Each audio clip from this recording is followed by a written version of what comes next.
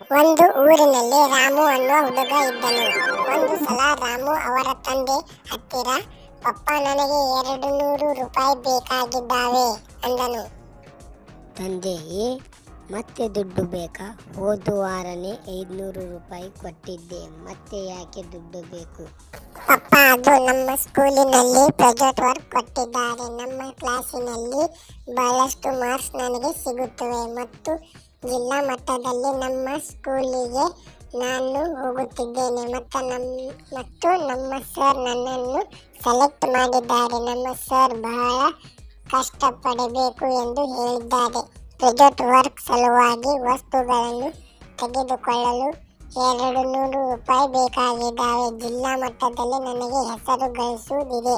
ತಂದೆ, ಹಾಗಾದರೆ ಜಿಲ್ಲಾ ಮಟ್ಟದಲ್ಲಿ ಹೆಸರು ಗಳಿಸಲು ತೆಗೆದುಕೋ 200 ರೂಪಾಯಿ. ಮತ್ತೆ ಏನಾದರೂ ಬೇಕಾದರೂ ಕೇಳು ಎಂದು ಹೇಳಿದರು. ಹೀಗೆ ದಿನ ಕಳೆದವು.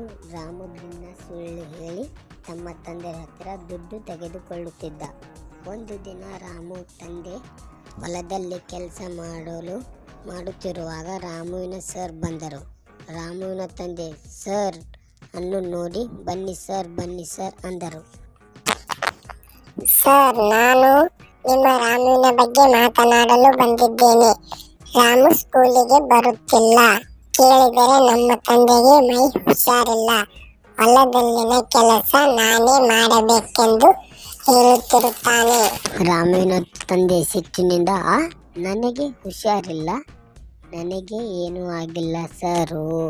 ಥ್ಯಾಂಕ್ ಯು ಸರ್ ವಿಷಯವನ್ನು ಹೇಳಿದ್ದಕ್ಕೆ. ಮಾರನೇ ದಿನ ರಾಮುವಿನ ತಂದೆ ಇವತ್ತು ಮತ್ತೆ ದುಡ್ಡು ಕೇಳಿದನು. ಸರಿ, ಹಾಗಾದರೆ ತೆಗೆದುಕೋ. ರಾಮು ಸಂತೋಷದಿಂದ ಆ ದುಡ್ಡನ್ನು ತೆಗೆದುಕೊಂಡು ಹೋದನು. ರಾಮುವಿನ ತಂದೆ ಅವನು ಎಲ್ಲಿಗೆ ಹೋಗುತ್ತಾನೆ ನೋಡಬೇಕೆಂದು ಅವನ ಹಿಂದೆ ಹೋಗುತ್ತಾರೆ. ರಾಮು ಶಾಲೆಗೆ ಹೋಗುವುದನ್ನು ಬಿಟ್ಟು ಬಸ್ ಸ್ಟಾಪ್ಗೆ ಹೋದನು. ಸಿಟಿಗೆ ಹೋಗುವ ಬಸ್ಸನ್ನು ಏರಿದನು. ತಂದೆ ಕೂಡ ಏರಿದ.